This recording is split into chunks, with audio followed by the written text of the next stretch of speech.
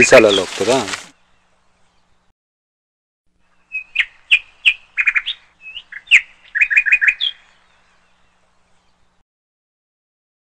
ನಾವು ವೀಕ್ಷಕರಿಗೆ ಎಲ್ಲರೂ ಫಾರ್ಮರ್ಸ್ ಚಾನಲ್ಗೆ ಸ್ವಾಗತ. ಇವತ್ತಿನ ವಿಷಯ ಅಂದ್ರೆ ಹೀರೆಕಾಯಿ ನೀವು ನೋಡಿರ್ಬೋದು ಮಾರ್ಕೆಟ್ ಅಲ್ಲಿ. ಅಂದ್ರೆ ಸಾಮಾನ್ಯವಾಗಿ ಮಾರ್ಕೆಟ್ ಅಲ್ಲಿ ಎಲ್ಲರೂ ಮನೇಲಿ ನೋಡಿರ್ತೀರ. ಅಗ್ರಿಕಲ್ಚರ್ ಬಗ್ಗೆ ನಮ್ಮ ವೀಕ್ಷಕರಿಗೆ ಮತ್ತೊಂದು ವಿಡಿಯೋದಲ್ಲಿ ಅಂದ್ರೆ ಹೀರೆಕಾಯಿ ಬಗ್ಗೆ, ಕೃಷಿ ಬಗ್ಗೆ, ಅಂದ್ರೆ ಸಕ್ಸಸ್ಫುಲ್ ಫಾರ್ಮಿಂಗ್ ಅಂತ ಹೇಳ್ಬೋದು ಅದನ್ನ. ಈಗ ನೀವು ಕಣ್ಣಾರೆ ನೋಡ್ಬೋದು ಇದನ್ನ. ಹೀರೆಕಾಯಿ ರೈತರ ತೋಟಕ್ಕೆ ಬಂದಿವಿ.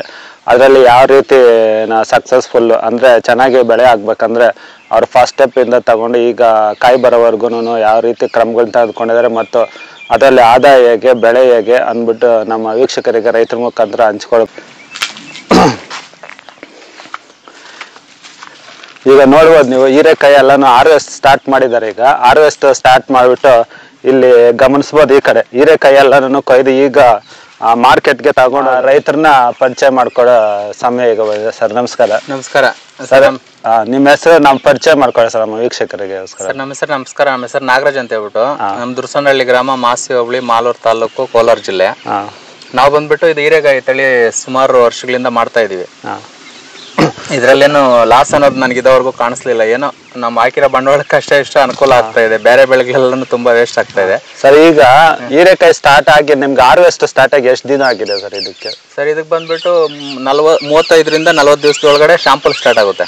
ಶಾಂಪಲ್ ಸ್ಟಾರ್ಟ್ ಆಗಿ ಒಂದು ದಿವಸ ಬೀಸುತ್ತೆ, ಒಂದ್ ದಿವಸ ಕೊಯ್ತಾ ಇರ್ತೀವಿ, ಕಟಾವ್ ಮಾಡ್ತಾ ಇರ್ತೀವಿ. ಇದು 3 ಡೇಸ್ ಆಗೋಯ್ತು. ನೆನ್ನೆ ಇಂಡೆಂಟ್ ಕೊಟ್ಟಿಲ್ಲ. ಇದು 3 ದಿವಸ ಆಗೋಯ್ತು. ಸ್ವಲ್ಪ ಕಾಯಿ ಜಾಸ್ತಿ ಸಿಕ್ಕಿದೆ ಇವತ್ತು. ಒಂದು 3/4 ಎಕರೆ ಬಯಲಿದು 5 ಪ್ಯಾಕೆಟ್ ಹೋಗ್ತಿದೀವಿ ಅಷ್ಟೇ. ಆಮೇಲೆ ಇದು ನಾಟಿ ನೋಡೋದಕ್ಕೆಲ್ಲಾನು ಸೈಜ್ ಲೆಂತ್ ಎಲ್ಲ ಚೆನ್ನಾಗಿದೆ ಅಲ್ವಾ? ಈ ವೆರೈಟಿ ಹೆಸರು ಏನ್ ಸರ್ ಇದು? ಸರ್ ನಾವಿ F1 ಅಂತ ಹೇಳ್ಬಿಟ್ಟಿದ್ರು ಜಾತಿ.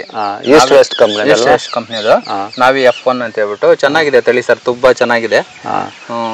ಇವಾಗ ಇದು ಬಂದ್ಬಿಟ್ಟು 7ನೇ ಕೊಯ್ಲಿದು.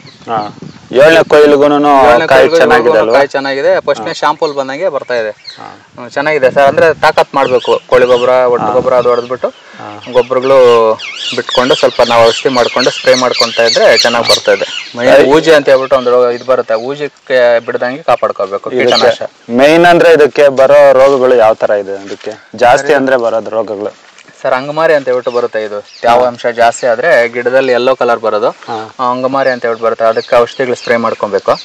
ಮತ್ತೆ ಅದಾದ್ಮೇಲೆ ಊಜಿಗೆ ಅಂತ ಹೇಳ್ಬಿಟ್ಟು ಸ್ಪ್ರೇ ಮಾಡ್ಕೋಬೇಕು. ಊಜಿಗೆ ಜಾಸ್ತಿ ಹೂವು ಪಿಂದೆ ಸ್ಟಾರ್ಟ್ ಆಗಿದ ತಕ್ಷಣ ಊಜಿಗೆ ನಾವು ಸ್ಪ್ರೇ ಮಾಡ್ಕೋಬೇಕು. ಕಾಯಿ ಬಂದಿದೆ ಬಿಡೋ ಇವಾಗ ಹೊಡೆಯೋಣ ಅಂತಂದ್ರೆ ಅದು ಫಸ್ಟ್ ಹೂವದಲ್ಲೇ ಕುಚ್ಬಿಟ್ಟು ಹೋಗ್ಬಿಟ್ಟಿರುತ್ತೆ. ಎಷ್ಟು ದಿವಸಕ್ಕೆ ಒಂದ್ಸಲ ಸ್ಪ್ರೇ ಕೊಡ್ತಾರೆ ಔಷಧಿಗಳು? ಸರ್ ವಾರಕ್ಕೊಂದು ಟೈಮ್ ಕೊಡ್ತಾ ಇದೀವಿ ಇವಾಗ. ಈಗ ಒಂದು ಹಾರ್ವೆಸ್ಟ್ಗೆ ನಿಮ್ಗೆ ಎಷ್ಟು ಕೆಜಿ ವರೆಗೂ ಸಿಗುತ್ತೆ ಇದು ಈ ಕಾಯಿ? ಸರ್ ಇದು 3/4 ಎಕರೆ 5 ಪ್ಯಾಕೆಟ್ 350ರಿಂದ 400 kg ಬರುತ್ತೆ. ಒಂದು 2 ಡೇಸ್ ಒಂದು ಟೈಮ್ ಬಿಡಿಸ್ಬೇಕು. 2 ದಿವಸಕ್ಕೆ ಒಂದ್ಸತಿ ಬಿಡಿಸ್ತಾ ಇರ್ತೀವಿ. ಟೋಟಲ್ 15ರಿಂದ 16 ಕಟಾವ್ ಬರುತ್ತೆ. 15ರಿಂದ 16 ಕಟಾವ್ ಬರುತ್ತೆ. ಈಗ ಮಾರ್ಕೆಟ್ ಬೆಲೆಗಳೆಲ್ಲ ಯಾವ ತರ ಇದೆ ಸರ್? ಮೊನ್ನೆ ಒಂದು ವಾರಕ್ಕೆ ಮುಂಚಿತವಾಗಿ 39 ರೂಪಾಯಿ 40 ರೂಪಾಯಿ ಆಗ್ತಾ ಇದ್ರು. ಇವಾಗ ಈ 3 ದಿವಸದಿಂದ ಈ ಕಡೆ ಏನೋ 28ರಿಂದ 30 ರೂಪಾಯಿ ಅಂತ ಹೇಳ್ಬಿಟ್ಟು ಹೇಳ್ತಾರೆ. ಈಗ ಸ್ವಲ್ಪ ಮಾರ್ಕೆಟ್ ಸ್ವಲ್ಪ ಡೌನ್ ಆಗಿದೆ ಅಂತ ಹೇಳ್ಬಿಟ್ಟು ಹೇಳ್ತಾರೆ.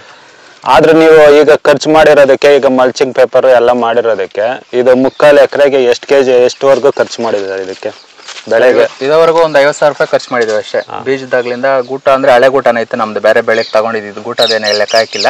ಗೂಟ ಬಿಟ್ಟು ಮಲ್ಚಿಂಗ್ ಪೇಪರ್, ಗೊಬ್ಬರಗಳದ್ದು, ಉಳೋತ್ತಾಗ್ಲಿಂದ ಎಲ್ಲಾನು 50,000 ರೂಪಾಯಿ ಖರ್ಚು ಮಾಡಿದ್ವಿ. ಅಂದ್ರೆ ನಮ್ದು ಸ್ವಂತ ಜನ ಇದಾರೆ, ಅದರಿಂದ ಲೇಬರ್ ಸ್ವಲ್ಪ ಸೇಫ್ ಆಗುತ್ತೆ. ಇವಾಗ ಲೇಬರ್ ಎಲ್ಲ ನಾವು ನೋಡ್ತಾ ಇದೀವಿ, ಎಲ್ಲ ನಿಮ್ ಮನೆ ಮಕ್ಳು ಎಲ್ಲ ಸೇರಿ ನಿಮ್ ಮನೆಯವರೇ ಮಾಡ್ತಾ ಇದ್ರಲ್ವಾ? ಹೌದೌದು. ನಾವು ಲೇಬರ್ನ ಯಾರನ್ನು ಯೂಸ್ ಮಾಡಲ್ಲ ಜಾಸ್ತಿ. ನಾವು ಮನೆ ಮಕ್ಳು ತಾಗ್ಲಿಂದ ಇದ್ ಮಾಡ್ಕೊಂತ ನೋಡಿ. ನಾನು ಚಿಕ್ಕ ಮಗನ ಇವನು ಕೂಡ ಹೆಲ್ಪ್ ಮಾಡ್ತಾನೆ, ಕಾಯಿ ಎತ್ಕೊ ಬರೋದ. ಭಾನುವಾರ ಇರೋದ್ರಿಂದ ಮಕ್ಕಳೆಲ್ಲ ಸರಿ ಇದ್ ಮಾಡ್ಕೊಡ್ತಾ ಇದೆ ಸಂಡೆ ಇರೋದ್ರಿಂದ. ಇದುವರೆಗೆ ಹಾರ್ವೆಸ್ಟ್ ಮಾಡಿದ್ರೆ ಕಾಯಲ್ಲಿ ನಿಮ್ಗೆ ಖರ್ಚು ಮಾಡಿರೋ ದುಡ್ಡು ಬಂದಿದೆಯಾ ಅಥವಾ ಇನ್ನೂ ಬರ್ಬೇಕಾ ಮುಂದೆ? ಇಲ್ಲ ಸರ್, ಇದುವರೆಗೂ ಬಂದಿದೆ. ಮೊನ್ನೆ ಬಿಲ್ಗೆ 68,000 ಆಗಿದೆ. 15,000 ಲಾಭ ಬಂದಿದೆ. ಇನ್ನೂ ಒಂದು 7-8 ಕೊಯ್ಲು ಚೆನ್ನಾಗಿ ಕಾಪಾಡ್ಕೊಂಡ್ರೆ ರೋಗ ಏನು ಬಂದಿಲ್ಲ ಅಂತಂದ್ರೆ ಇನ್ನೂ ಒಂದು 6 ಕೊಯ್ಲಿಂದ 7 ಕೊಯ್ಲು ಗ್ಯಾರಂಟಿ ಬರುತ್ತೆ. ಇದರಲ್ಲಿ ನಮ್ಗೆ ಲಾಭಾಂಶ ಅನ್ನೋದು ಕಾಣಿಸ್ಬಿಡುತ್ತೆ. ಇವಾಗ ಒಂದು 15,000 ಲಾಭಾಂಶ ಅನ್ನೋದು ಇವತ್ತು ಸಿಕ್ಕಿದೆ ಅಷ್ಟೇ. 65,000 ಬಂದಿದೆ ಇದುವರೆಗೂ. ಸರ್ ಲಾಸ್ಟ್ ಇಯರ್ ಎಲ್ಲ ಇದಕ್ಕೆ ವೈರಸ್ ರೋಗ ಅಂದ್ಬಿಟ್ಟು ಹೀರೆಕಾಯಿ ಬೆಳೆಗಳು ಆಗ್ತಾನೆ ಇರ್ಲಿಲ್ವಲ್ಲ, ಈ ಸಲ ಏನು ವೈರಸ್ ರೋಗ ಇದೆಯಾ ಇದಕ್ಕೆ? ಸರ್ ಈ ತರ ಈ ಸತಿ ಏನ್ ಬಂದಿಲ್ಲ. ಲಾಸ್ಟ್ ಸತಿ ಬಂದಿತ್ತು ನಮ್ದು ಯೆಲ್ಲೋ ಕಲರ್ ಬಂದ್ಬಿಟ್ಟು ಫುಲ್ ವೈರಸ್ ಬಂದ್ಬಿಟ್ಟು ಗಿಡನೇ ಆಗ್ಲಿಲ್ಲ. ಆ ಕಡೆ ಒಂದು 3/4 ಎಕರೆಗೆ ಹಾಕಿದ್ದೆ, ಅದ್ರಲ್ಲಿ ಒಂದ್ ಸ್ವಲ್ಪ ಲಾಸ್ ಆಯ್ತು. ಅದ್ರಲ್ಲೇನು ಪರವಾಗಿಲ್ಲ, ಇದ್ರಲ್ಲೇನು ಆ ತರ ಬಂದಿಲ್ಲ. ಬೇರೆ ನಮ್ಮ ತುಣಸಿನಲ್ಲಿ ನಮ್ಮ ಫ್ರೆಂಡ್ಸ್ ಅವರೆಲ್ಲ ಹಾಕಿದ್ದಾರೆ, ಅವರೆಲ್ಲ ಸ್ವಲ್ಪ ಹೋಗ್ಬಿಟ್ಟಿದೆ ಗಿಡ ಅಂತಂದ್ರೆ. ಅವರು ಬಂದು ನೋಡಿ ಚೆನ್ನಾಗಿ ಮಾಡಿದಾರೆ ಅಂತ ಹೇಳ್ಬಿಟ್ಟು ಖುಷಿ ಪಟ್ರು. ಗೊಬ್ಬರಗಳ ಸರ್ ಇದು ಒಂದು ಕೊಯ್ಲ್ಗೆ ಒಂದೊಂದು ಸತಿ ಬಿಡ್ತಾ ಇದೀವಿ. 1261 ಬಿಡ್ತಾ ಇದೀವಿ ಈಗ. ಸ್ಟಾರ್ಟಿಂಗ್ ಅಲ್ಲಿ CN ಮತ್ತೆ ಬೋರಾನ್ ಬಿಟ್ಟಿದೀವಿ. ಆಮೇಲೆ 1261 13045 ಈ ತರ ಒಂದು ಚೇಂಜ್ ಮಾಡಿ ವಾರಕ್ಕೆ ಒಂದೊಂದು ಟೈಮು ವೆರೈಟಿ ಗೊಬ್ಬರಗಳು. ಯಾಕೆ ಬೇಗ ಮುಗ್ದೋಗ್ಬಿಡೋದ್ರಿಂದ ಅಷ್ಟೇ ಅರ್ಜೆಂಟ್ ಆಗೂ ಗೊಬ್ಬರ ಕೊಡ್ತಾ ಇರ್ಬೇಕಾಗುತ್ತೆ. ಹೌದೌದು, ವಾರಕ್ಕೆ ಒಂದೊಂದು ಟೈಮ್ ಗೊಬ್ಬರ ಕೊಡ್ತಾ ಇರ್ಬೇಕು. ಎಷ್ಟು 4 ರಿಂದ 5 kg ಅಷ್ಟೇ ಒಂದೇ. ಕಾಯಿ ಲೆಂತ್ ಎಲ್ಲಾನು ಫಾಸ್ಟ್ ಆಗಿ ಬರೋದಿಲ್ಲ. ಇದು ಇಳುವರಿ ಜಾಸ್ತಿ ಇರೋದ್ರಿಂದ ಒಂದು 3 ದಿವಸಕ್ಕೆ ಒಂದು ಟೈಮ್ ಕೊಯ್ಯೋದ್ರಿಂದ ವಾರಕ್ಕೆ ಒಂದು ಟೈಮ್ ಗೊಬ್ಬರ ಕೊಡ್ಲೇಬೇಕು. ಎಷ್ಟು 4 ರಿಂದ 5 kg ಗೊಬ್ಬರ ಅಷ್ಟೇ ಒಂದೊಂದು ಟೈಮ್ ಬಿಡ್ಬೇಕಾಗಿರೋದು. ನೆಲಕ್ಕೆ ನಾವು ಫಸ್ಟ್ ತಿಪ್ಪೆ ಗೊಬ್ಬರ ಅಥವಾ ಕೋಳಿ ಗೊಬ್ಬರ ಹಾಕಿದ್ರೆ ತಿಪ್ಪೆ ಗೊಬ್ಬರ ಕೋಳಿ ಗೊಬ್ಬರ ಕೊಟ್ಟಿದೀವಿ. ಕೊಟ್ಬಿಟ್ಟು 5 ನೇಗ್ಲಿ ಅಂತ ಹೇಳ್ಬಿಟ್ಟು 2 ಸಾಲ ಹೊಡೆದ್ಬಿಟ್ಟು ಮತ್ತೆ ರೋಟರ್ ಹಾಕಿ ರೋಟೋವೇಟರ್ ಹಾಕ್ಬಿಟ್ಟು ಆಮೇಲೆ ಬೆಡ್ ಹೊಡಿಸ್ಬಿಟ್ಟು ಬೆಡ್ ಮೇಲೆ ಗೌರ್ಮೆಂಟ್ ಗೊಬ್ಬರ ಬಿಟ್ಟಿವಿ 10-26 ಮತ್ತೆ DAP ಅಂತ ಹೇಳ್ಬಿಟ್ಟು. ಬೀಜ ನಾಟಿ ಮಾಡಿದ್ಮೇಲೆ ಎಷ್ಟು ದಿನ ಆಗಿದೆ ಸರ್ ಇದುವರೆಗೆ? ನೀವು ಹಾರ್ವೆಸ್ಟ್ಗೆ ಎಷ್ಟು ದಿನ ಆಗಿದೆ ಸರ್? ಬೀಜ ನಾಟಿ ಮಾಡಿದವರೆಗೂ 50 ದಿವಸ ಆಗಿದೆ.